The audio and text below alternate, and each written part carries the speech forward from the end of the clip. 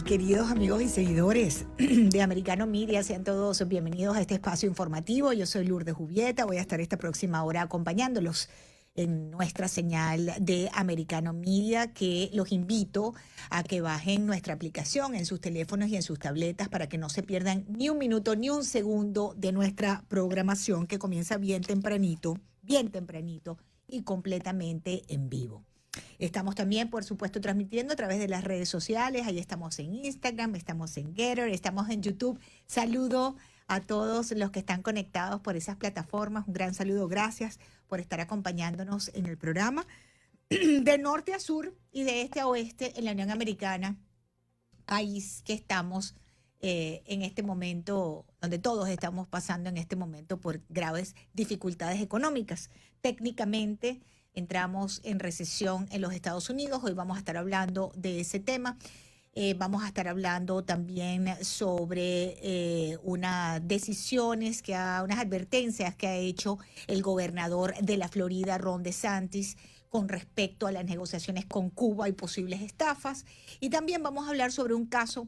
En breve vamos a conectarnos con nuestro compañero Marcelo López Macía, de quien yo soy fan número uno, siempre se lo digo, es el programa que me precede a mí en nuestra señal de Americano Media, porque la inteligencia israelita, el Mossad, finalmente después de 30 años nos ha dejado saber quiénes fueron los responsables, cuáles son los rostros de aquel crimen terrible que cometieron Hezbollah, el grupo terrorista Hezbollah, que es el brazo armado del régimen iraní, frente a la embajada de Israel en Buenos Aires. En breve nos vamos a ir para allá con ese detalle histórico importante, porque hay que conocer cómo operan estos regímenes, y no ahora, sino desde hace muchísimo tiempo. Pero les tengo una noticia, y esta noticia yo sé que les va a gustar. Bueno, nos va a gustar a mucho porque tenemos otra oportunidad, y es otra oportunidad de participar. Queridos seguidores de Americano,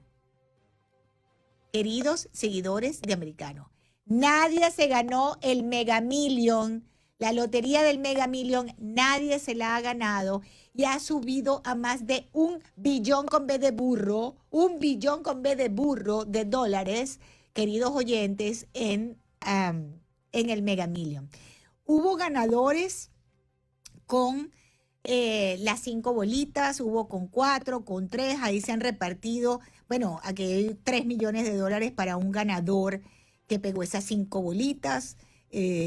Hubo 9 ganadores que se ganaron 3 millones de dólares, hubo otros que se ganaron $10,000, $500, pero el jackpot nadie se lo ha ganado y ya subió a 1.25 millones de dólares.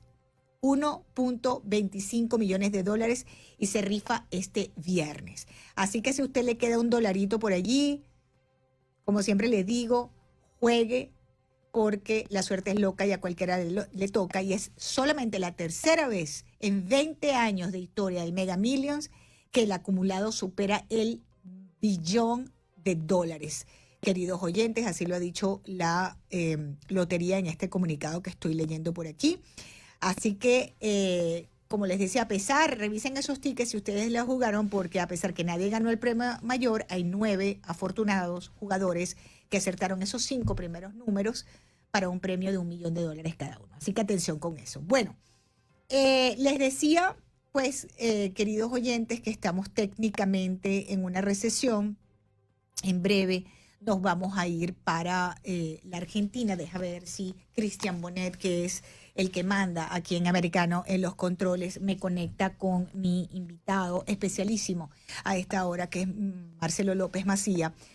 Porque antes de entrar con el tema de la recesión técnica en los Estados Unidos, y cómo se come eso, ¿no? ¿Cómo se come eso de que recesión técnica? Porque la verdad es que aquí de técnico no hay nada. O sea, será una palabra que utilizan los especialistas, los analistas para determinar algunas situaciones económicas, pero lo cierto es que de técnico nada. Aquí es real, bien real, cómo está la economía, y si no vaya a hacer la compra en el supermercado, o con estas últimas subidas de interés vaya y trate de comprar una casa, O dígame cómo está haciendo para pagar las tarjetas de crédito, porque si usted tiene intereses variables, sepa que ya hubo un aumento adicional ayer de la Reserva Federal.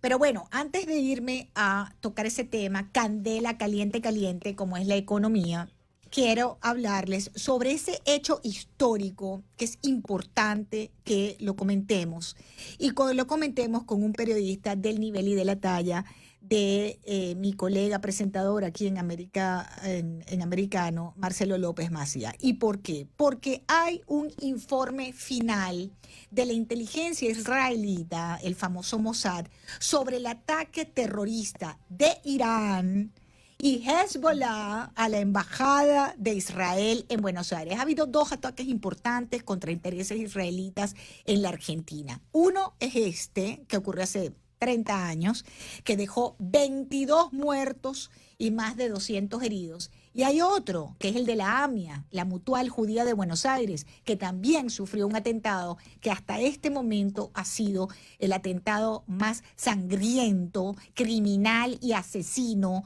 que ha cometido el régimen de los ayatolás, el régimen de Irán, enemigo acérrimo de Irán, de Israel y de Estados Unidos y de la civilización como la conocemos, porque nos odian, porque odian nuestra civilización judeocristiana, nuestra civilización occidental como la conocemos, que fue ese atentado a la AMIA que permanece impune y que eso es otro escándalo aparte. Hoy quería invitar a Marcelo para tratar de hablar unos minutos con él sobre ese dossier top secret de la inteligencia israelita que se ha filtrado, que le ha tenido acceso a un medio de comunicación y que nos cuenta exactamente que efectivamente los responsables de ese ataque a la embajada de Israel en Buenos Aires fue Irán y su brazo armado Hezbollah, que continúa operando libremente por este planeta Tierra. Bienvenido, Marcelo, qué bueno tenerte en el programa. Te saluda Lourdes Jubieta.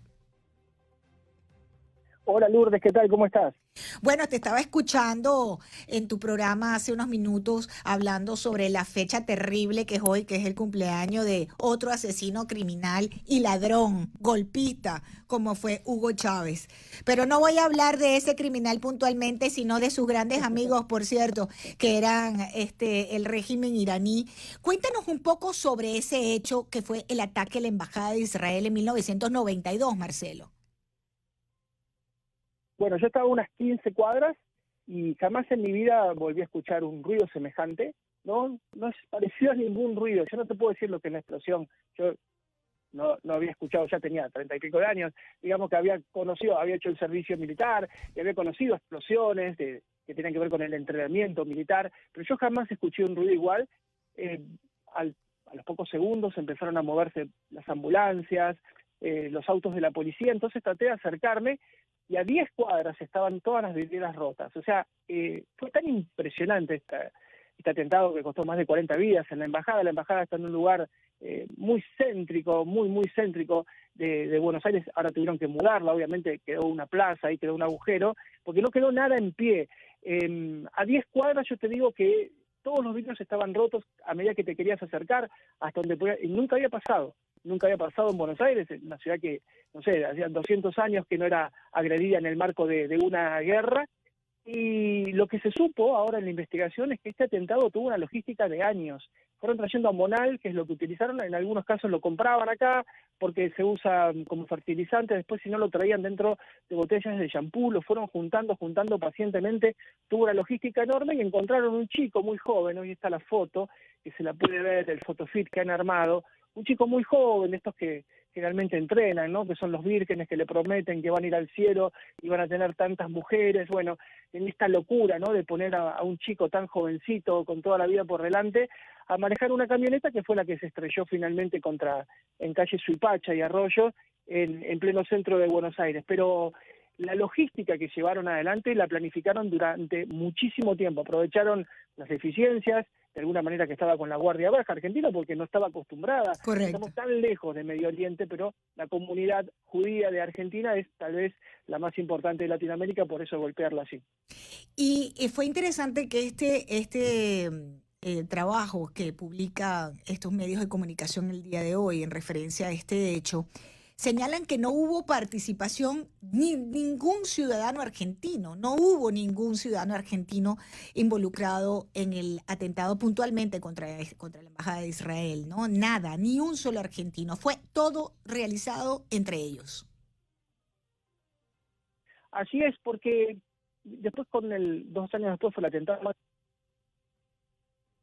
Argentina, pero en realidad hay una cuestión de que trabajan a nivel de células, no es que bueno, vamos a hacer un atentado, entonces vamos a hablar con uno o con otro, no, las células no saben lo que está pasando al lado, se comunican con 2 personas y otras 2 por otro lado y otras 2 por otro lado, nadie sabe lo que está haciendo el otro, esto no es la primera vez que lo hacen, ellos han hecho atentados contra mutuales judías, contra embajadas judías, contra todo lo que tenga que ver con Israel, un Estado al cual ellos niegan y dicen que directamente Irán plantea que no existió un genocidio, que no existió un holocausto, una Shoah, y plantea que debe desaparecer el Estado de Israel. Entonces, en ese marco de una teocracia, vos decías muy bien, tanto Maduro como Chávez hacen acuerdos de hermandad. O sea, ¿qué tiene que ver Venezuela? Vos que sos venezolana, ¿qué tiene que ver un país donde se juega el béisbol, donde estaban los carros, donde había toda una cultura proamericana? ¿Qué tiene que ver eso con una teocracia de tipos que a la mujer las someten de una manera increíble, cuya educación les prohíbe a las mujeres prácticamente salir a la calle si no están vestidas y apenas se les ven los ojos? O sea, esa locura total un régimen que asesina a justicia a hombres sencillamente por ser homosexuales. En Irán los cuelgan de plazas públicas, de grúas de construcción, sencillamente por ser homosexuales. Ese es el talante de ese régimen criminal. Ahora, fíjate qué interesante. Todos los miembros de esa célula que perpetraron el atentado contra la Embajada de Israel son los mismos que estuvieron involucrados en atentados adicionales o en la preparación de otras infraestructuras terroristas en otras partes del mundo, pero también estuvieron involucrados en el atentado a la Mutual Judía, a la AMIA. Y yo me pregunto, ¿la inteligencia argentina nunca se dio cuenta de que esta célula, de que estos sujetos estaban operando de esta manera en la Argentina para que pudieran funcionar así con tanto éxito? Porque fueron exitosos en sus ataques. Cuando vos pensás en inteligencia argentina, tenés que pensar en el SEBIN. Acá ha cambiado muchos nombres, era la CIDE, la Secretaría de Información del Estado, después la AFI, la Agencia Federal de Investigaciones, pero pensá en el SEBIN, en el Servicio Bolivariano de Inteligencia. Se dedican al espionaje interno. Ellos están viendo qué hace los opositores, qué hacen de alguna manera, cómo pueden agarrarlos y extorsionarlos, se dedican a los negocios, están en la cuestión interna. Son una agencia del partido gobernante, no sos una agencia del Estado independiente, no es la CIA, no es el MI6 inglés, no es la Mossad, realmente es una payasada, es un lugar donde además se distribuye mucho dinero. Vos sabés que todo lo que tiene que ver con el dinero de inteligencia acá en Argentina no hay que rendirlo. Entonces, en la CIDE, la plata que entra es un agujero negro. ¿Para qué se usa? Para coimear periodistas, para coimear legisladores, queremos que voten de una manera o de otra.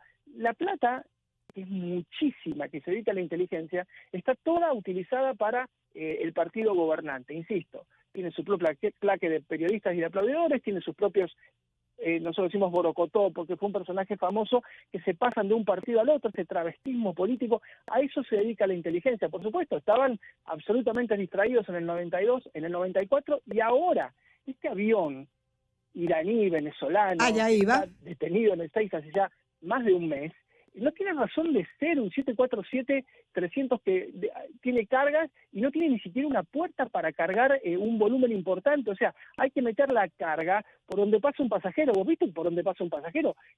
Hay 2 metros de alto y no sé, hay 1 metro de ancho. Marcelo. Bueno, el 90% del avión está desaprovechado.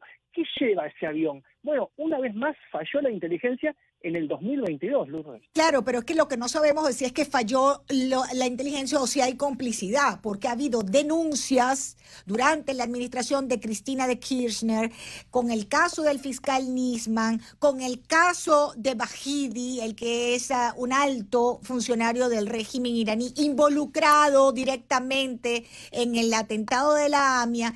Esto sucedió durante el gobierno de Cristina Kirchner. Estamos en un gobierno parecido al de Cristina Kirchner en este momento. Y esos vínculos con Irán que se iniciaron con el cumpleañero, que buscó esos vínculos con Irán, con Irak, recordarás, con todos los dictadores sangrientos del momento en que él comenzó su presidencia, esas alianzas con Qatar, que es, por cierto, donde se refugia literalmente toda la nomenclatura de la autoridad palestina, de todo lo que es las autoridades de gobierno, por cierto, inconstitucional de Palestina. Todos están en Qatar. Entonces, como todos juntos, por intereses comunes, Marcelo, como tú decías, que tiene que ver una venezolana con el régimen iraní, hay intereses superiores, hay intereses importantes, intereses. Y esa presencia de Bahidi, todo el caso de la AMIA, la investigación retorcida con respecto al fiscal Nisman, para muchos sugieren o sugerirían una complicidad también del gobierno argentino. Absolutamente. A Argentina, a los Kirchner particularmente, les encantaría que Argentina sea Venezuela. O sea, ellos lo han planteado, ellos quisieran ser Venezuela. ¿Por qué no pueden? Porque a diferencia de Venezuela, donde la renta está bajo tierra y es del Estado, es de PDVSA, en Argentina la renta es privada. ¿Por qué? Porque el 80-90% de los dólares que ingresan por el campo. Y el campo de los privados. Entonces uno no puede ir a decirle que saco la cosecha, porque al otro año nadie siembra. Terminamos como se terminó en Cuba, ¿no? Que era la primer potencia mundial en azúcar y hoy no tiene azúcar. Entonces, simplemente porque la renta es privada, ahora están todos los días tratando de convencer al campo, diciéndole liquiden, porque la economía está a punto de explotar como siempre, liquiden. Si ellos tuvieran la renta del campo, pero ya hubiéramos ido a Venezuela hace mucho tiempo. Les pasa eso, les pasa que no han podido doblegar a los medios, y los medios a los cuales quisieron descuartizar, tupacaramizar, quisieron destrozarlos, no pudieron, y la oposición de alguna manera resiste, y la renta es privada. Pero si fuera por ellos, hace muchos años que seríamos bolivarianos. Marcelo López Macías, gracias por acompañarme. Qué bueno tenerte en el programa, y qué bueno tu programa, no me lo pierdo. El programa de Marcelo es el que precede a Así está el mundo en americano. Gracias, Marcelo, un gran abrazo para ti. Queridos oyentes de Americano, gracias por continuar conectados con nuestra señal de norte a sur, de este a oeste en los Estados Unidos, completamente en vivo, transmitiendo desde nuestros estudios en la ciudad de Miami, en el estado de la Florida. Un gran saludo a todos los oyentes y televidentes y personas que están conectados, ¿no?, con nosotros, nuestra audiencia de Americano por las distintas plataformas digitales. También los recuerdo que tienen que bajar nuestra aplicación Americano Media para que lleven toda la programación de Americano, lo mismo en sus bolsillos que en sus carteras, ¿no? Las mujeres que cargamos cartera, metemos la tableta allí y bueno.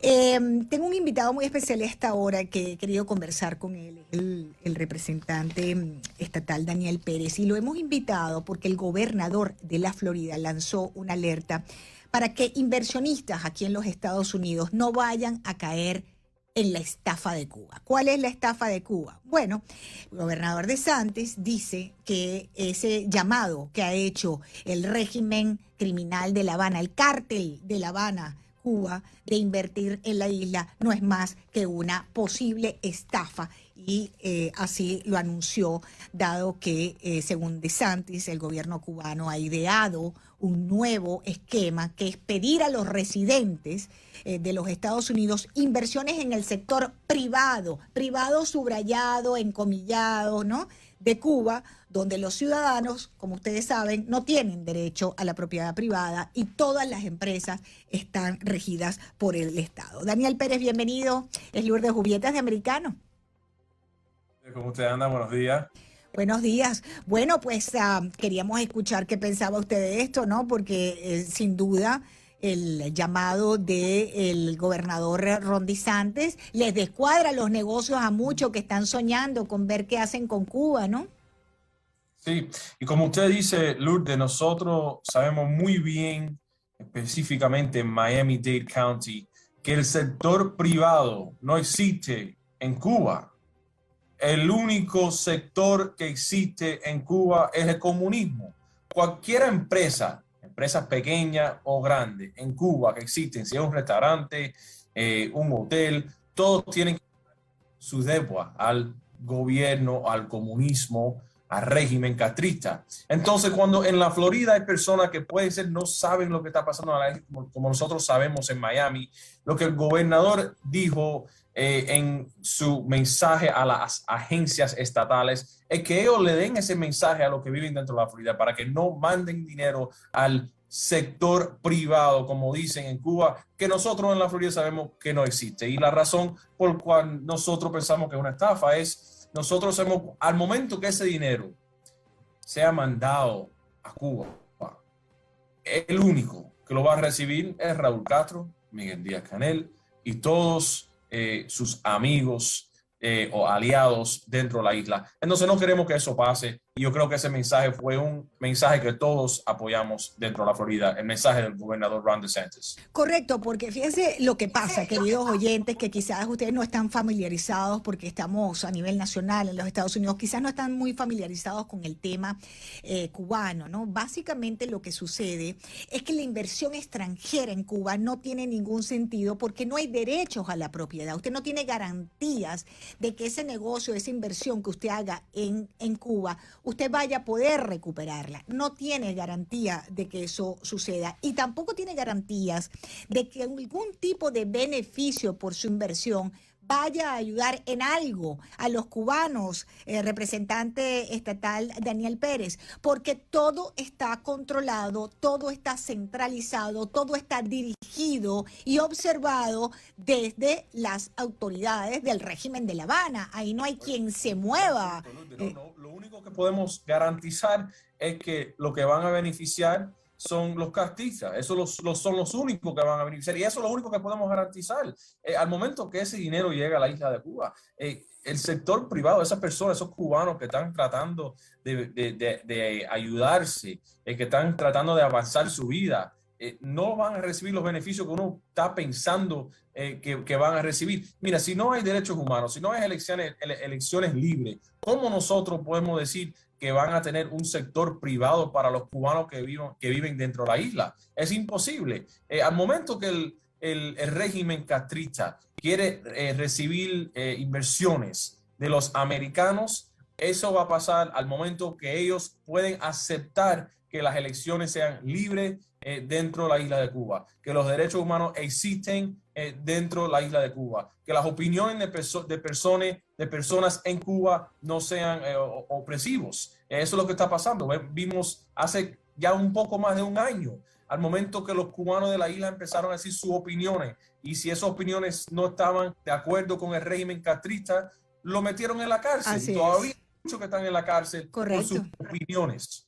Correctamente, pero me pongo a pensar, representante Pérez, sobre esta iniciativa del régimen de La Habana de llamar a los inversores norteamericanos para que pongan su dinero en Cuba, que además tengo que decir algo, eso sería un mega exabrupto cuando adicionalmente los Estados Unidos tenemos esta situación de que hoy técnicamente, que ya vamos a hablar de eso, entramos en recesión. Pero, representante Pérez, esto me hace pensar la gravedad también de la economía en la isla, ¿no? Que la han saqueado estos criminales que estaban ahí hace 63 años, pero además del saqueo y lo improductivo, estamos hablando de que esa inversión hipotética que hiciera alguien de los Estados Unidos tampoco podría beneficiar al ciudadano de a pie, porque el ciudadano de a pie no tiene con qué comer, no tiene poder adquisitivo para poder ir a comprar la ropa del negocio que usted monte, o a comer en el restaurante que usted monte, o en el hotel al que usted le agregue, le ponga dinero en cualquier tipo de inversión, o al el dealer de carro, o a la farmacia, porque no tienen capacidad de compra, porque es un pueblo miserable, hambriado y enfermo, que sobre todo no tiene libertad, con cortes de luz, con cortes de agua. ¿Qué cabeza cabe, representante estatal Daniel Pérez, una invitación a invertir en Cuba así? Los castristas están desesperados, no saben qué más que hacer. Los cubanos ya están cansados en la isla, ya son décadas, desde el 59 están represivos. Entonces ya llega un punto que los castristas no saben qué más que hacer. ¿Y qué es lo que han hecho? le han pedido a los americanos que inversionen en la isla. Pero los americanos que están pensando en esa opción tienen que entender qué es lo que está pasando en esa tierra, qué es lo que le está haciendo ese régimen a los cubanos. Ya son 3 generaciones que han vivido bajo ese régimen castrista y están sufriendo más y más cada generación que pasa. Y los americanos tienen que saber la realidad del cubano dentro de la isla. Y por eso es importante, Luz, de los programas como el de usted y los otros programas que hablan día tras día sobre el capitalismo dentro de los Estados Unidos y la importancia de la democracia, pero a la misma vez lo que sufren las personas bajo el comunismo y el socialismo. Y es importante que seguimos ese mensaje y más que nada importante para los jóvenes. Yo soy una persona joven, pero veo que muchos de mis amigos no entienden la definición del socialismo y lo tenemos 90 millas de Los Cayos dentro del estado de la Florida. No está muy lejos, lo tenemos alrededor de la esquina, pero tenemos que saber qué es lo que significa el socialismo y es importante que no manden su dinero o sus inversiones a la isla de Cuba o al régimen castrista. Y adicionalmente tenemos la demostración de lo que es el socialismo cuando vemos como nunca cubanos entrando por la frontera sur, cuando vemos que todos los días detienen embarcaciones de cubanos tratando de huir de ese régimen criminal y asesino violador de todos los derechos humanos. Pero adicionalmente vemos, representante estatal Daniel Pérez, cómo esta administración de Joe Biden ha tratado de retomar esos acuerdos de la época de Barack Obama y han facilitado, por ejemplo, en este momento una cosa inexplicable, que en medio de toda esta laraca del régimen criminal de Cuba sobre el supuesto bloqueo, pues que refiriéndose al embargo de Estados Unidos, que no es más, queridos oyentes y seguidores americanos, el fulano bloqueo que ustedes siempre escuchan no es más que Estados Unidos no le da acceso a créditos a los chulos malapaga del régimen castrocomunista, que el tema del crédito es mándenme, yo les pago y finalmente no pagan nunca, como nunca le pagaron a la Unión Soviética, como no le pagaron a la Rusia de Putin, como no le pagaron a Venezuela. El chuleo habitual del régimen cubano. Pero dicho esto, representante estatal aquí en el sur de la Florida, a partir del mes que viene son 12 vuelos directos por American Airlines de Miami a distintas provincias de Cuba. ¿Cómo se explica eso, representante estatal? Es una decisión federal de Joe Biden, dígame usted. Yo estoy de acuerdo contigo, Lourdes. Es un problema federal que nosotros tenemos hoy en día, que no lo tuvimos bajo el presidente Donald J. Trump, el republicano que estaba en la Casa Blanca no hace mucho tiempo, pero han cambiado las pólizas y las políticas dentro de los Estados Unidos. Y usted dijo un punto bien importante, habló sobre un tema importante, la frontera. Lo que estamos viendo de la frontera no solo son los cubanos. Uno piensa que lo que está pasando son centroamericanos, que sí están pasando por la frontera, pero lo que están pasando por la frontera son iraníes, los chinos, los cubanos, los venezolanos. Esas son las personas que están pasando por la frontera. No vemos personas de Francia, de Italia, de España pasando por la frontera. Lo que están pasando por la frontera son las personas que vienen del régimen comunista, socialista, o por lo menos izquierdista. Pero muchos de los países que son democráticos, que son capitalistas, no tienen el éxodo que tienen muchos de los socialistas hoy en día. Pero yo estaba hablando con un policía que está en la frontera y me dijo, uno no puede pensar lo que estamos recibiendo de Irán, están pasando por la frontera. Entonces tenemos que tener mucho cuidado con lo que está pasando hoy en día y esos son los resultados de las elecciones, los resultados de las políticas de hoy en día, pero gracias a Dios tenemos elecciones ahora en agosto y en noviembre para cambiar la trayectoria de este país. Le agradezco mucho, representante estatal por la Florida, Daniel Pérez, por acompañarnos hoy en Americano Media. Un gran abrazo para usted. Gracias por su tiempo. Gracias, Lourdes. Que tenga buen día. Igualmente. Vamos a identificar nuestra señal. Yo soy Lourdes Jubieta. Queridos oyentes, bajen la aplicación, lo mismo si tienen Android que si tienen Apple, Americano Media, para que ustedes puedan tener acceso a toda la programación en sus teléfonos, en sus tabletas y acompañarnos durante todas nuestras transmisiones que comienzan bien tempranito en Buenos Días Americano, con Nelson Rubio, con Yoli Cuello, con Gaby Peroso.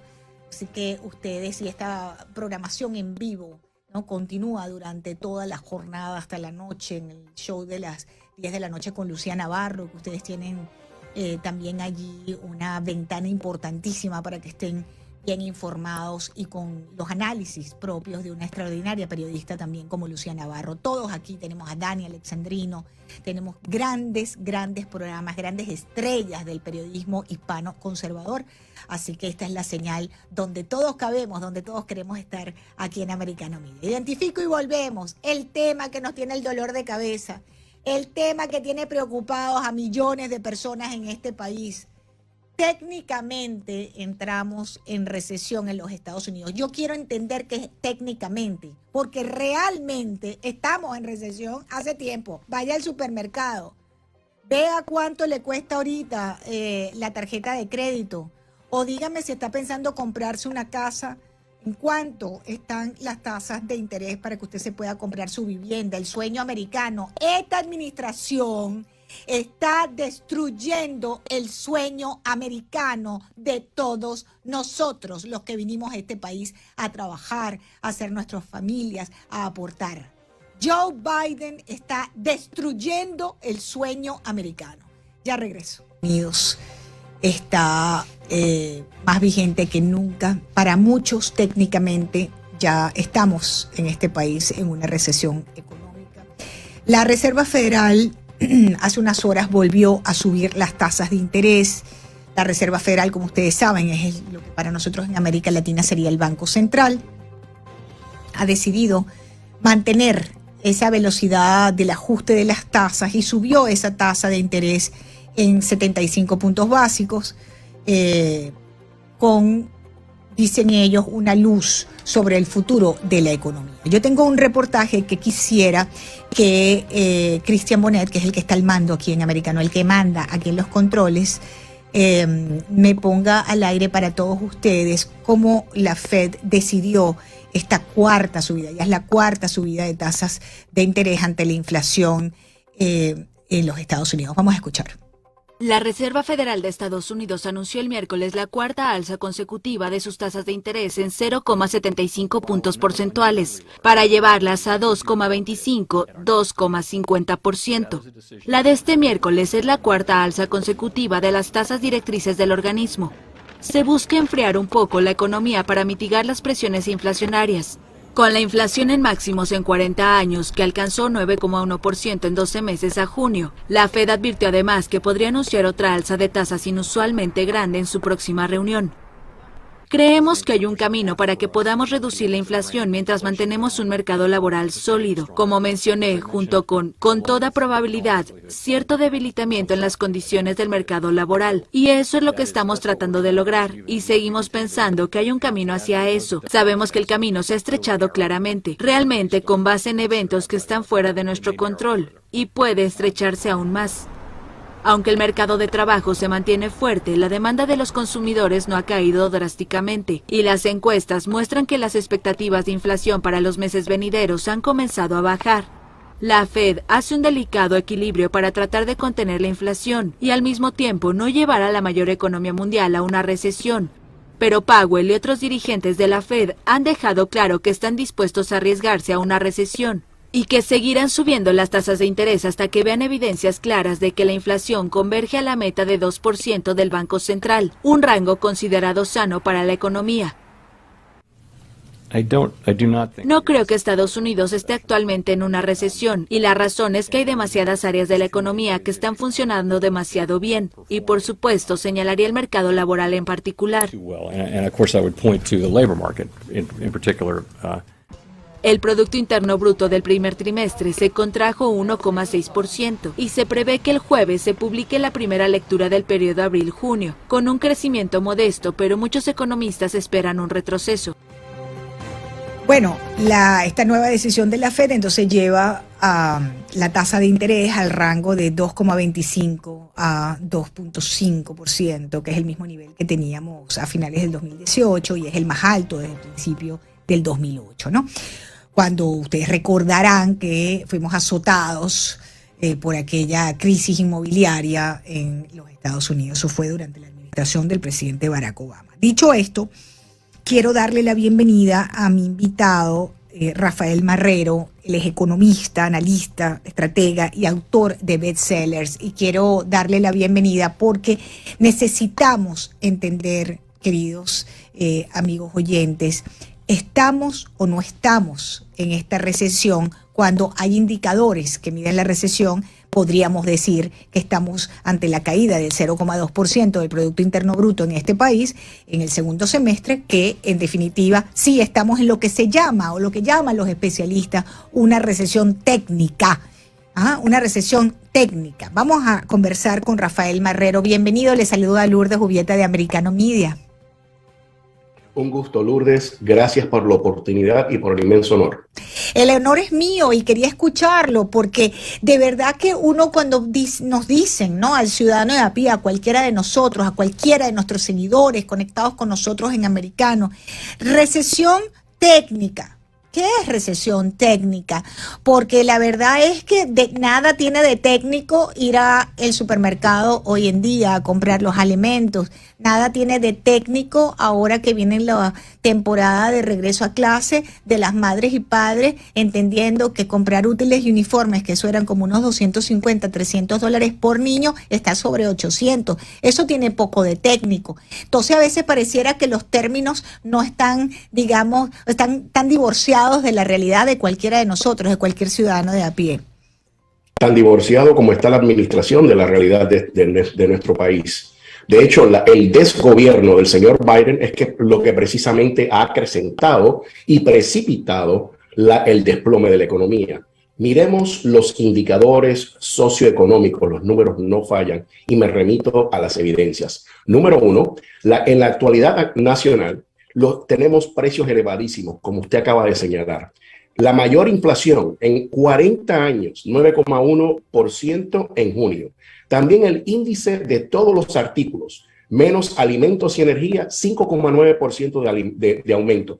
La gasolina, 59,9%, un golpe altísimo al bolsillo. Estamos en recesión y el bolsillo lo siente. La energía ha aumentado un 41,6%, el mayor aumento desde 1980. Los servicios de gas, 38,4%. La electricidad en el hogar, ni hablar. Ustedes han visto las facturas de la FPL últimamente. Sí, sí. Los alimentos, un 10,4%, mayor aumento desde el 81. Los carros nuevos, señores, 11,4%. Los camiones y los carros de uso, un 7,1%. La vivienda ha aumentado un 5,6% y la ropa un 5,2% y los servicios médicos casi un 5%. Usted se imagina, ante la desaceleración de la economía, de una contracción del Producto Interno Bruto del 1,6 en el primer trimestre y ahora del 0,9 de lo que ellos han ajustado estadísticamente. Repito, esta es una reducción, un ajuste estadístico de la inflación. La inflación en realidad está mucho más alto de lo que quieren admitir ellos. De hecho, yo creo que ya hemos pasado el 11 o 12% real de inflación. Vaticiné que íbamos a llegar a un 9,0 en julio, lo dije, estuve fuera de un margen de un 0,10%, manejando las mismas estadísticas que ellos proveen. Lo que pasa es que ahora los 8 economistas del National Bureau of Economic Research, la NBER, que son 8 académicos encabezados por un graduado, por un profesor de Stanford, de mi alma mater, esa institución, esos burócratas, tecnócratas de la administración, son los que definen cuándo oficialmente se empieza una recesión. Pero ojo, eso no cambia la realidad del bolsillo del ciudadano de a pie, que cuando va a la gasolinera tiene que decidir entre poner más gasolina en el tanque o comprarle alimentos para la canasta básica en el hogar. Sabe, doctor Marrero, que lo estoy escuchando y pareciera que estuviera describiendo la vida de cualquiera de de cualquiera de nosotros, pero de cualquiera de nuestros oyentes que continuamente me escriben eso, cosas como que ya no comen carne 3 veces a la semana y han tenido que sustituir proteínas por granos como lentejas o frijoles, porque sencillamente, como usted bien nos estaba explicando, fíjense qué interesante, queridos oyentes y seguidores de Americano y los que nos ven también a través de nuestro streaming, lo bueno es que tener un economista que nos hable claro, porque eso de que el 9%, no, cuando yo voy a comprar pollo, el pollo pasó de $8 a 17, 20 o 30. La carne pasó de 3 bistecitos que costaban 6, 5 dólares, nos costaba cualquiera, ahora están en 12, 15. Eso es más del doble del aumento, ¿no? Pero además hay una cosa que me preocupa mucho, economista Marrero, y es lo siguiente, fíjese, yo tengo por aquí unos números, y esto va para nuestra gente, nuestros hispanos que nos escuchan en este momento en Texas, que nos escuchan en la Florida Bajo, en Homestead, la gente que trabaja en la agricultura, los que siembran, los que recogen nuestras frutas, nuestras hortalizas, economistas. Fíjense ustedes, los precios han aumentado para casi todos los bienes que necesitan los agricultores y los ganaderos. Los precios cruciales de los fertilizantes se han disparado con Biden, justo antes de que comenzara la temporada de siembra. Fíjense lo grave de esto, porque estos son los alimentos, la comida de todos los días. No estamos hablando de caviar, paté, no, faisán, no. Estamos hablando de los alimentos de diario. Los precios han aumentado para casi todos esos bienes que necesitan los agricultores. Un estudio de la Universidad de Purdue, doctor, concluyó que el 30% de los agricultores en Estados Unidos informaron que tenían dificultades para obtener elementos como fertilizantes, herbicidas, etcétera, ¿no? Estamos hablando de que los precios de gasolina, por supuesto, y el diésel también los han afectado, y de retruque, pues Biden ha impuesto regulaciones bien onerosas a los agricultores y ganaderos estadounidenses. Esto nos puede llevar a una crisis alimentaria. Fíjense que el Fondo Monetario Internacional estaba hablando de una recesión mundial y de una crisis alimentaria mundial. Doctor, ¿dónde lo ve usted? Definitivamente estamos encaminados a eso. Estamos ya en una recesión. El tema es qué va a hacer esta administración para aliviar el dolor que siente el ciudadano de a pie en su bolsillo. ¿Qué va a hacer para aliviar esas tasas de interés que están subiendo? El coste de acceso a capital, al crédito, se ha encarecido de una forma bárbara. Vamos por el cuarto aumento del Banco Central, de la Fed. De hecho, han proyectado tener un total de hasta 6. Dijeron inicialmente que este de 75 puntos básicos sería de un por ciento completo. Y ahora ya se acaba de anunciar otro ajuste más de 75 puntos base. Así que estamos hablando de que todo va a seguir subiendo del costo. El costo de acceso a todo va a aumentar. Lo que está ganando el trabajador promedio es menos dinero, va a aumentar el desempleo y le voy a explicar por qué. Hay una disminución en la confianza del consumidor, mi querida Lourdes, ¿ok? Estados Unidos tiene un Producto Interno Bruto de 21 billones de dólares, ¿no? De eso, 2/3 aproximadamente, el 67%, constituye actividad del consumidor. Cuando el consumidor no tiene ya ese dinero, no dispone de ese dinero para invertir, para ir a comprar artículos, se frena la economía. Las personas durante la pandemia pagaron todas sus deudas de tarjetas de crédito con el dinero que imprimió la SBA, el gobierno, y que repartió la SBA. Ese dinero ya se ha acabado. Y ahora que subieron las tarifas en esas tarjetas de crédito, ¿qué van a hacer las personas? Están pensando hasta cómo pagar la renta con tarjetas de crédito. Y la comida también. Hecho, los vemos en los supermercados. No, la comida, ni hablar. La comida se está comprando con tarjetas de crédito desde hace tiempo bajo esta administración, cosa que no pasaba bajo la administración del presidente Trump. Otra cosa, así que la confianza del consumidor ha mermado. El índice de expectativas, y esto es muy importante, para los próximos 6 meses ha bajado de un 73,7% a 66,4%. El hogar típico en estos momentos, Lourdes, necesita $493 más al mes para los mismos bienes y servicios que compraban y adquirían en el 2021. Voy a repetir eso. Casi $500 de aumento para redondear. Hay una reducción en las ventas de las viviendas. Está en su punto más bajo desde casi una década. El incremento de los costos de hipotecas ha sido un factor y también los costes de construcción, ¿no? El aumento en el precio de las viviendas está incosteable, está en un 20,4%. Los mercados bursátiles, otro indicador importante. ha tenido el peor desempeño desde el 1932. Quiero que escuchen esto. 1932. Estamos en el 2022.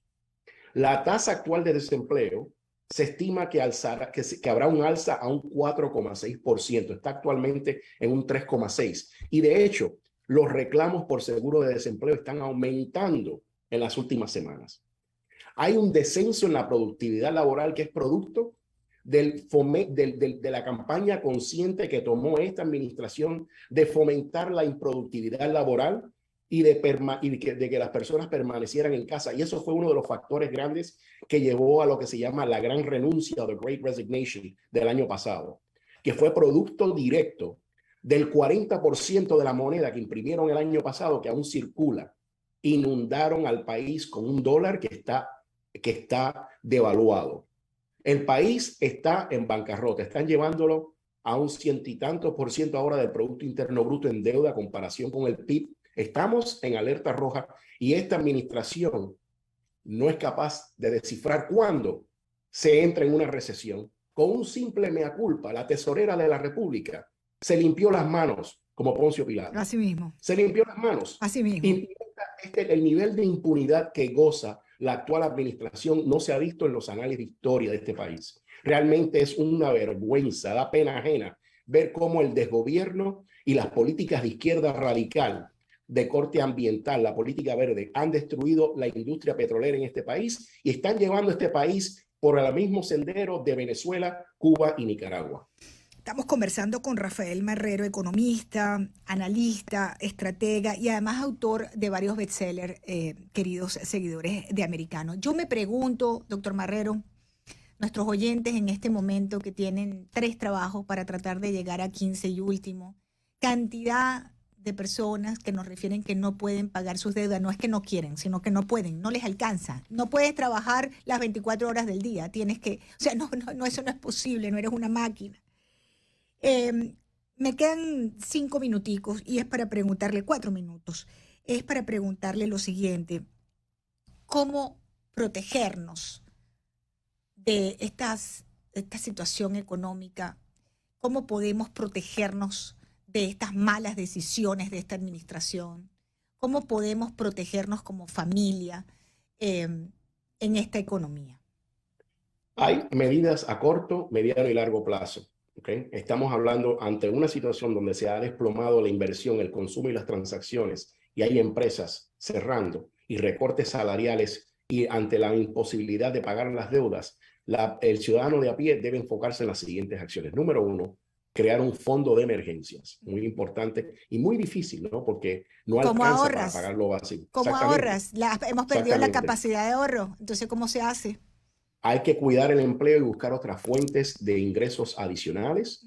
Esto es un llamado al emprendimiento. Hay que seguir el emprendimiento y no dejar que el gobierno destruya a la clase media de este país, que es el sostén de la economía, y evitar compras compulsivas y recortar servicios no prioritarios en estos momentos. Lo más importante de todo, mi querida Lourdes, es que tienen que salir a votar en noviembre para cambiar el balance de poder en la legislatura y elegir una legislatura y un Senado que sea conservador, que le ponga un freno al gasto desmedido y al desgobierno del señor Biden y toda su comparsa. No podemos virar la cara, no podemos hacernos los suecos ante la situación. Tenemos que tomar acción y también hay que peticionar al Congreso para que empiece a aprobar el Made in USA para crear empleos en nuestro país. Tenemos el deber patriótico de repatriar nuestra cadena de suministro, de traer toda la producción a nuestras costas para generar empleos en Estados Unidos, porque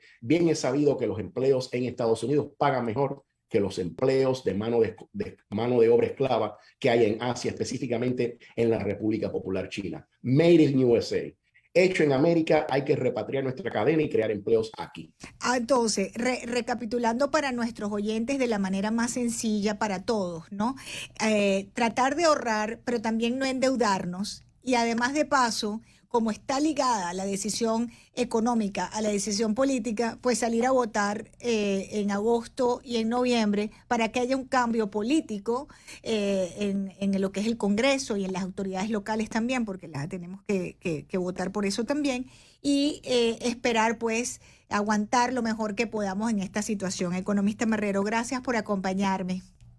A ustedes, muchísimas gracias. Les recomiendo que lean mi libro América 2.0, La Guerra de Independencia. Está en Amazon. Perfecto. Correctamente. Y habla precisamente de los orígenes de esta crisis, que empezó todo en China con ese virus del Partido Comunista Chino, que realmente ayudó a la hecatombe, llevó a la hecatombe a la economía mundial y a la muerte de millones de personas. Qué interesante. Rafael Marrero, ponemos su nombre en Amazon, Rafael Marrero, economista, y ahí tenemos el libro. Rafael Marrero, América 2.0, sale el libro, correctamente. Bueno, pues le agradezco muchísimo. Ya saben, en Amazon pueden comprar, adquirir el libro de este extraordinario economista, estratega, autor de bestsellers, Rafael Marrero. Gracias por explicarnos a todos y sobre todo a la audiencia de Americano de manera tan sencilla esta situación terrible que tenemos en este momento en materia económica. Queridos amigos oyentes, estamos en recesión, formalmente explicado pues por este economista. Nos dicen que Estados Unidos ha entrado en recesión tras una caída del 0.2 del Producto Interno Bruto en el segundo trimestre, y bueno, eso es una recesión técnica, queridos seguidores de Americano. Tengo que despedirme y lo hago, como siempre, con un mensaje positivo. Vamos para adelante. Esto es cuestión de tiempo también. No se endeuden, traten de no endeudarse, porque con el aumento de las tasas de interés, recuerden esa tasa variable, si usted tiene tasa variable en alguna, ya sea en su automóvil o ya sea en las tarjetas de crédito, eso le va a incrementar los gastos. Lo que usted tiene que pagar por tener ese automóvil, en el caso de que sea un automóvil o sea una casa, que usted tiene una tasa variable. Sepan que van a seguir aumentando las tasas de interés.